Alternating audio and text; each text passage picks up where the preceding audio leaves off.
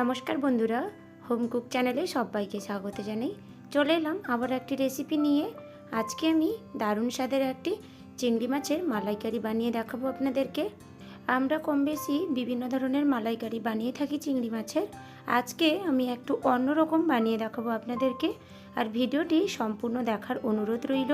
আর video ভালো লাগলে ভিডিওতে একটা লাইক করে দেবেন আর সকলের সাথে শেয়ার করার অনুরোধ রইল। তবে চলুন দেরি না করে ফটাফট রেসিপিটি শুরু করে ফেলছি। চিংড়ি মাছের রেসিপিটি বানানোর জন্য আমি এখানে 300 গ্রামের মতো ভেনামি চিংড়ি মাছ নিয়েছি। আর চিংড়ি মাছগুলোকে ভালো করে কেটে ধুয়ে পরিষ্কার করে নিয়েছি। আর চিংড়ি মাছের ওই শিরে যে একটা কালো রঙের সুতোর মতো থাকে নোংরাটা, ওটা ভালো করে বের করে দিয়েছি। আর মাথায়ও একটা নোংরা মতো থাকে, ওটাও আমি বের করে দিয়েছি। এবার চিংড়ি মাছগুলোকে একটা ম্যারিনেশন করে নেব। তার জন্য দিয়ে দিলাম হাফ টিস্পুনের মতো লবণ, আর 1/3 টিস্পুনের মতো হলুদ গুঁড়ো, আর 1/3 টিস্পুনের মতো লঙ্কার গুঁড়ো। এবার হাতের সাহায্যে চিংড়ি মাছের গায়ে খুব ভালো করে লঙ্কার গুঁড়ো, হলুদ, লবণটা ভালো করে মাখিয়ে নেব। চিংড়ি মাছগুলোকে আমি খুব ভালো করে মাখিয়ে নিয়েছি। এবার আমি 10 থেকে 15 মিনিটের মতো সাইডে রেখে দেব। ততক্ষণে একটা মশলা তৈরি করে নেব। তার জন্য নিয়েছি একটা মিক্সিং জার, আর ওতে 2টো মিডিয়াম সাইজের টমেটো দিয়ে দিলাম। টমেটোটা সম্পূর্ণ অপশনাল, আপনারা চাইলে নেবেন, না হলে স্কিপ করে দেবেন। এবার দিয়ে দিলাম 1 টিস্পুনের মতো গোটা মৌরি, আর 1 টিস্পুনের মতো কালো সর্ষে, আর একটা কাঁচা লঙ্কা। লঙ্কাটাও আপনারা স্বাদ অনুযায়ী নিয়ে নেবেন।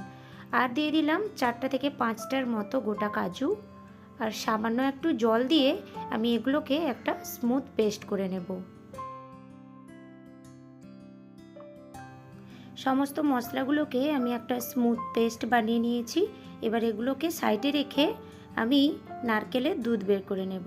তার জন্য আমি একটা মিডিয়াম সাইজের নারকেলকে ভালো করে কুড়ে নিয়েছি। আর কিছু কিছু কালো অংশ চলে এসছে, কারণ নারকেলটা কোরানোর সময় একটু একটু করে পেছনের অংশগুলো উঠে এসেছিল, কারণ নারকেলটা একটু পুরনো ছিল, তার জন্য। তাতে কোনো ব্যাপার নয়, আমি তো ছাঁকনিতে ছেঁকে দুধটা বের করে নেব, কোনো অসুবিধে নেই।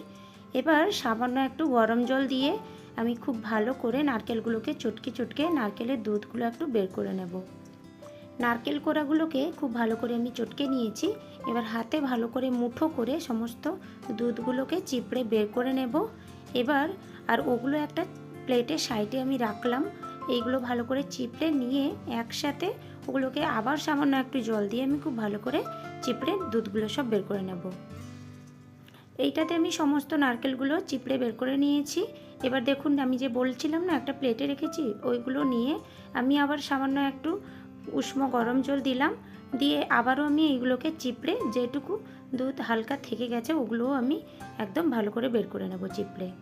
সমস্ত নারকেলের দুধগুলো বের করে নেওয়ার পরে এই খোয়াগুলো দিয়েও কিন্তু অনেক কিছু রেসিপি বানানো যায়। পরের স্টেপেও যে নারকেলগুলো চিপড়ে জল বের করেছিলাম, একটা পাত্রে সব কিছু একসাথে রেখেছিলাম। আমি এবার ছাঁকনি দিয়ে খুব ভালো করে ছেঁকে নিচ্ছি। আর ওপরে যে খোয়াগুলো ছিল ওইগুলোকে একটু দাবিয়ে যে পরিমাণ দুধ ছিল ওটা আমি বের করে নিয়েছি। দেখতেই পাচ্ছেন দুধগুলো আমি খুব ভালো করে বের করে নিয়েছি। একদম গাঢ়ও নয় আর একদম পাতলাও নয়, পুরো মিডিয়ামভাবে। এবার গ্যাসে একটা কড়াই বসিয়ে বেশ কিছুটা পরিমাণ সর্ষের তেল দিয়ে আমি তেলটা খুব ভালো করে গরম করে নিয়েছিলাম।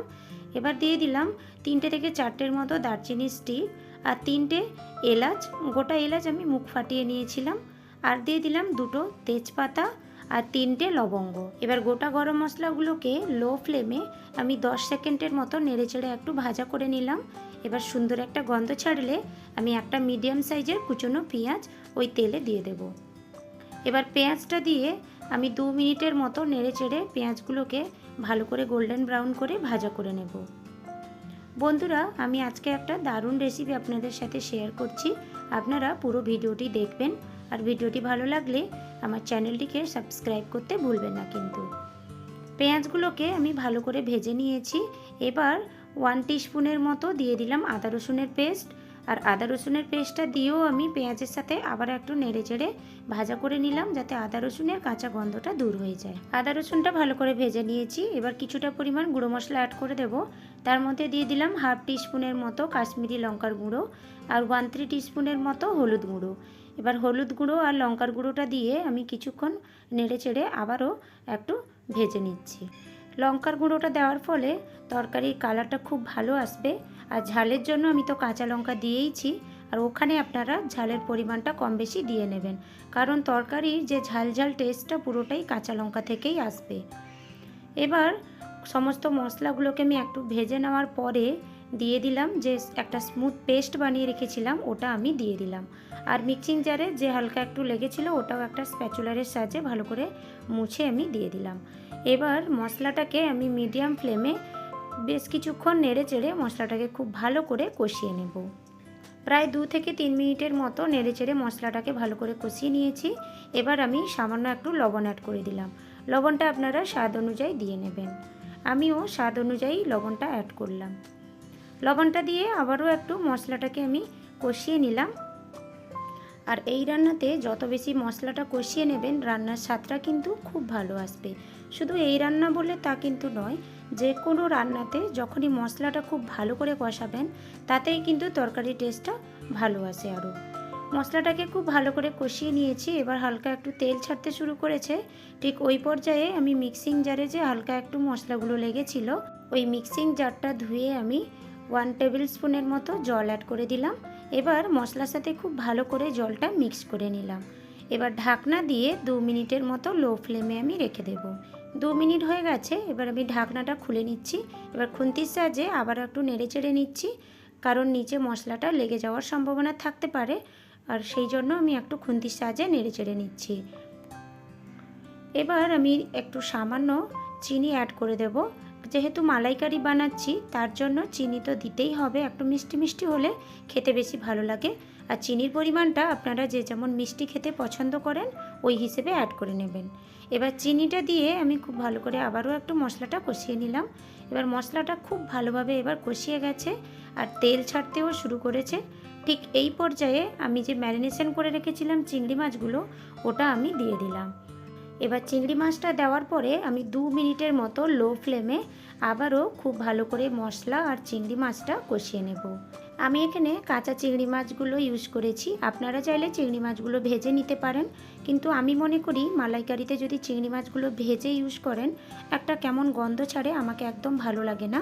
তো তার জন্য এখানে আমি কাঁচা চিংড়ি মাছ মশলার সাথে কষিয়ে ইউজ করলাম। আর আপনারা যদি না চান তাহলে একটু ভেজে নেবেন চিংড়ি মাছগুলো।